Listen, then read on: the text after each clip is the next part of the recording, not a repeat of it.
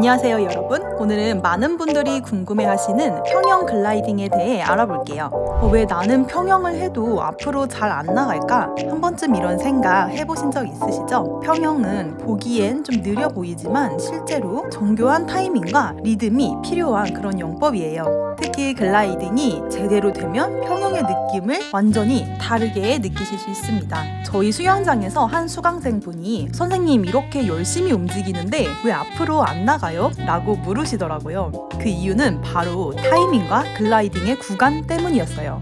자, 그래서 오늘 영상에서는 우리가 평형 글라이딩에서 자주 실수하는 5가지 동작을 짚어드리고 글라이딩과 그리고 킥을 자연스럽게 연결하는 교정 자세까지 단계별로 알려드릴게요. 끝까지 보시면 지금까지 헷갈렸던 부분들 확실히 정리하고 가실 거예요. 그럼 바로 시작해볼까요?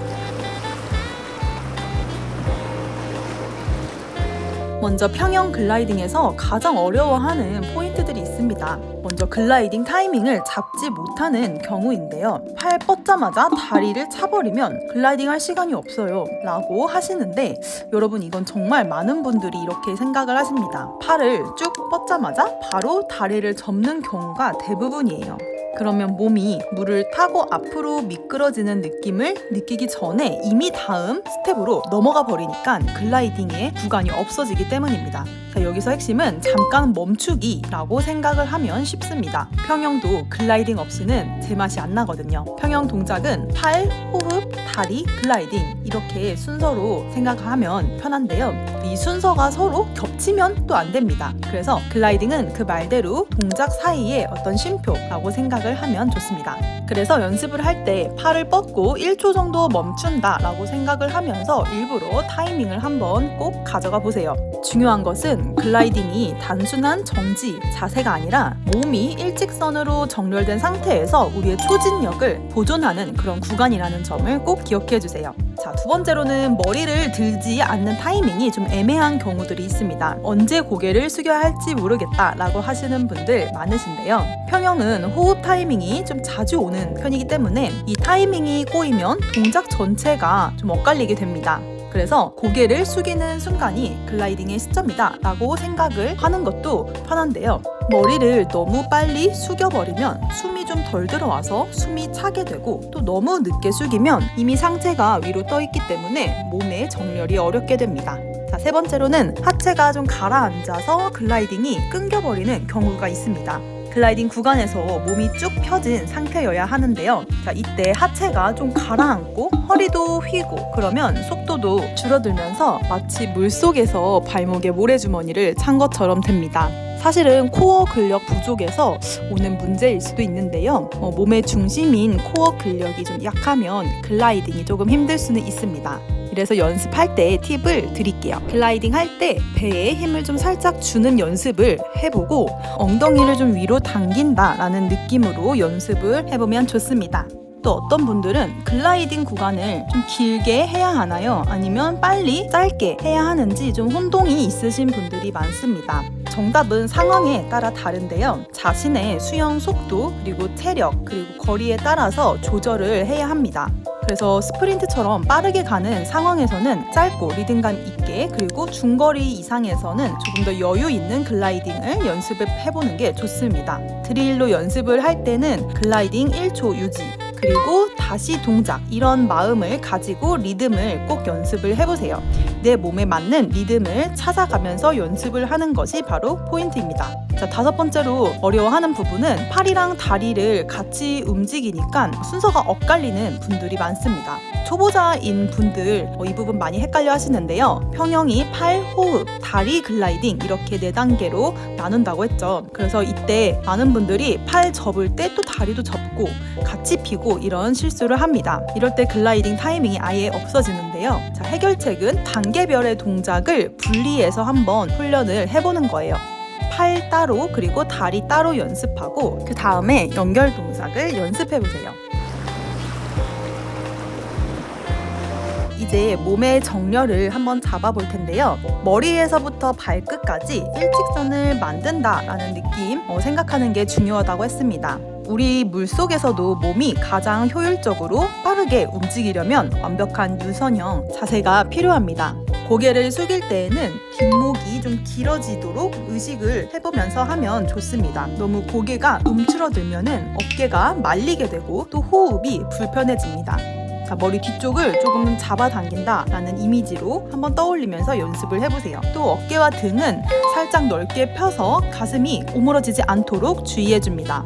글라이딩 구간에서는 앞가슴을 시원하게 펴고 또 팔을 쭉 뻗어 손끝을 모은다 라는 그런 느낌이 필요합니다. 팔 뻗는 동작을 한번 볼게요. 평형에서 팔이 앞으로 나아가는 순간에 양손이 서로 닿거나 아주 가깝게 모이도록 해주는 것이 좋습니다. 그리고 팔꿈치를 적당히 펴서 물의 저항을 최소화해야 합니다. 손바닥이 약간 아래로 향하되 너무 바깥쪽을 보진 않도록 그렇게 조정을 하면서 체크해보세요. 세 번째 교정 팁 자세는 바로 코어 유지입니다. 전에 글라이딩은 동작을 멈추되 몸이 축 처지지 않는 상태라고 하였는데요. 멈춰 있지만 힘이 빠진 상태는 아니에요. 코어, 복근, 허리, 엉덩이를 약간 긴장을 시킨 상태에서 허리가 휘거나 엉덩이가 가라앉지 않도록 자세를 유지해야 합니다. 실제로 저희 수영장에서 한 학생은 코어 의식하기 연습만으로도 속도가 좀 빨라졌어요. 글라이딩 시간이 1초든 2초든 그 순간만큼은 나의 몸이 단단한 배, 코어 근육을 유지한다 라고 생각을 해보세요. 자, 흔들림 없이 앞으로 나아가는 그 느낌을 연습하면 되는 것입니다. 킥에 대해서도 한번 살펴볼게요. 기본 평형의 킥은 먼저 첫 번째로 접고 무릎을 어깨 너비로 발 뒤꿈치를 엉덩이 쪽으로 끌어오는 그런 접는 동작이 있죠. 그 다음에 찹니다. 개구리처럼 다리를 벌리되 옆이 아닌 뒤대각선으로 차라고 하였죠. 그리고 모아주는 동작이 있습니다. 다리를 쫙 모으면서 글라이딩 자세로 진입을 하게 되죠. 좁은 킥을 하는 분들이 있는데요. 무릎이 너무 붙으면 추진력을 낼 수가 없어요. 자, 이럴 때 킥판 연습도 하면 좋은데요. 발 뒤꿈치 바깥으로 의식적으로 살짝 벌리는 느낌을 연습하면 좋습니다. 무릎이 너무 붙은 킥은 움직임이 제한되기 때문에 우리의 힘을 제대로 낼 수가 없습니다. 이번에 넓은 킥을 하시는 분들이 있는데요. 다리가 너무 벌어지면 물을 옆으로만 밀고 앞으로 안 나가는 그런 제자리 걸음이 되시는 분들이 있을 수 있습니다. 영상으로 다리 각도를 확인하면 좋지만 한번 선생님한테 다리의 각도에 대한 피드백을 한번 받아보세요. 그리고 무릎 간격을 의식적으로 줄이고 뒤쪽으로 찬다는 그런 느낌을 가지면 좋습니다. 넓은 킥은 에너지를 많이 쓰고 체력 소모는 크지만 앞으로 나아가지 않는다는 것 꼭 기억해주세요. 킥과 글라이딩을 연결을 하면 좋은데요. 킥이 끝날 때 다리를 쫙 모으면서 자연스럽게 글라이딩으로 가야 합니다. 그래서 킥 그리고 유선형 시작 이런 생각으로 한번 반복해서 연습을 하면 좋습니다. 자, 이제 평형 실력을 올릴 수 있는 정말 효과적인 킥판 그리고 글라이딩 드릴을 알려드릴게요. 간단한데요. 킥판을 잡고 평형 킥에만 집중적으로 연습을 한 다음에 킥이 끝나면서 생기는 그런 추진력으로 글라이딩을 연습하는 방법입니다. 일반 평형에서는 팔, 다리, 호흡까지 동시에 한 번에 신경을 써야 하는데요. 이 연습을 할 때에는 팔 동작은 킥판으로 고정을 시켜서 간소화하니 하체와 글라이딩 타이밍에만 집중할 수 있는 연습법이에요. 이 목적은 사실은 세 가지인데요. 킥 완성 후에 글라이딩을 유지하는 것, 그것을 연습하는 것입니다. 평형에서 다리 차기를 마친 순간이 곧 글라이딩으로 이어져야 한다. 그리고 그 감각을 익히는 연습인 거죠. 그리고 두 번째로는 다리 타이밍에 집중을 할 수 있다고 하였죠. 무릎 각도, 발 뒤꿈치 접기, 뒤로 찰 때의 추진력 이런 것에 집중을 하면서 연습을 해나갈 수 있어요. 세 번째로는 체력 부담이 좀 줄어든 상태에서 동작을 디테일하게 학습을 할 수 있습니다. 그러면 어떻게 하는지 알려드릴게요. 먼저 킥판을 잡는 자세는 아실 수 있겠지만 킥판 윗부분을 양손으로 가볍게 잡습니다. 팔을 어깨 너비 정도로 펼치되 너무 넓게 벌리지 않도록 주의해주세요. 가슴을 킥판 위에 올려두는 것보다 약간 뒤쪽에 두는 것도 좋습니다. 그래야 허리가 꺾이지 않거든요. 시선은 수면 아래를 보고 목에 힘이 들어갔는지 한번 체크해주세요. 목에 힘을 빼고 편안한 자세로 시작을 합니다. 자, 킥 동작은 첫 번째 무릎을 어깨 너비만큼 벌리면서 발 뒤꿈치가 엉덩이 뒤로 오도록 자연스럽게 접으세요. 두 번째는 그 다음에 다리를 바깥 뒤쪽으로 부드럽게 펼치면서 물을 밀어 추진력을 얻어냅니다. 그리고 세 번째는 킥이 끝나면 두 다리가 곧게 모아진 상태로 앞으로 쭉 밀려나가는 그 순간을 연습을 합니다. 글라이딩을 유지를 해보는 건데요. 킥이 끝난 순간에 1초에서 2초 정도 몸을 유선형으로 만들어줍니다. 이때 배에 힘을 살짝 주라고 하였죠. 하체가 가라앉지 않도록 하기 위해서 코어에 힘을 주어야 합니다. 자, 머리는 킥판 뒤로 숨기려고 하기보다는 뒷목을 좀 길게 늘어뜨려서 수면 아래를 편하게 바라보는 느낌을 유지해주세요. 여기서 중요한 것은 속도를 내는 것보다는 리듬감을 찾고 그리고 안정적으로 이 글라이딩 구간을 연습해 나가는 것입니다. 자, 이 연습을 하면서 킥판에 상체가 과도하게 올라가서 허리가 꺾이는 분들이 간혹 있습니다. 그러면 킥판을 앞으로 뻗은 팔이 붙잡고 있을 뿐이고 가슴은 킥판에 압박되지 않도록 해주세요. 또 발목이나 발끝의 움직임이 좀 뻣뻣하신 분들이 있는데요. 킥에 집중한다고 무릎만 좀 굽히고 발목을 잘 활용하지 못하면 우리가 추진력을 많이 얻을 수 없습니다. 그래서 발목을 조금 더 부드럽게 접었다 폈다 하도록 의식을 하면서 연습을 해야 합니다. 드릴 전후에 발목 스트레칭 같이 하면 꼭 좋습니다. 지금까지 평형 글라이딩에서 가장 흔한 실수와 그 해결 방법을 또 연습 방법을 정리해 봤는데요. 핵심은 타이밍과 우리의 몸의 유선형 정렬 그리고 각 동작 사이의 리듬을 찾는 것이에요. 모두 글라이딩에 대해서 좀 감이 잡혔나요? 앞으로 수영장에서 연습하실 때 꼭 한 동작 한 동작 집중해서 연습을 하는 것을 해보세요. 이렇게 하다 보면 물 위를 미끄러지는 그 평형 글라이딩의 기분을 느끼실 수 있습니다.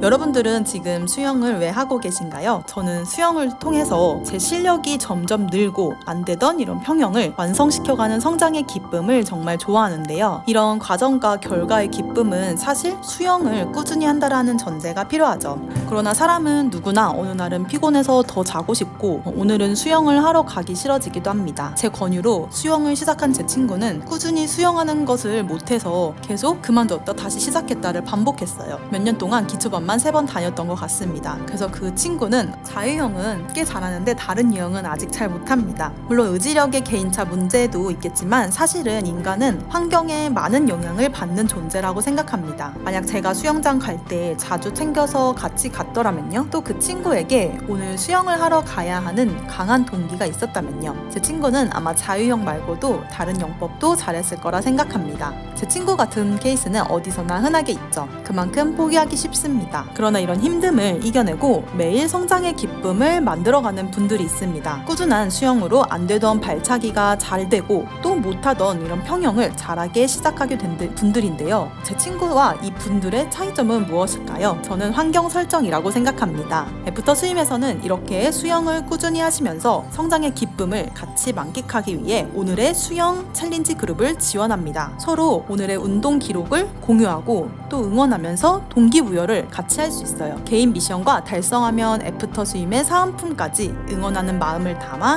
무료로 전달드리고 있습니다. 어느 날 혼자 수영하기 힘들다고 생각했던 분들에게 좋은 환경 설정이 될 수 있다고 생각합니다. 더 자세한 내용은 영상 아래 더보기에 있는 링크를 통해서 확인해 보시길 바랍니다. 만약 수영을 꾸준히 하고 싶지만 그렇지 못한다면 장치가 필요합니다. 멀리 가려면 같이 가라. 여러분의 성장을 응원합니다. 애프터 스임이었습니다. 감사합니다.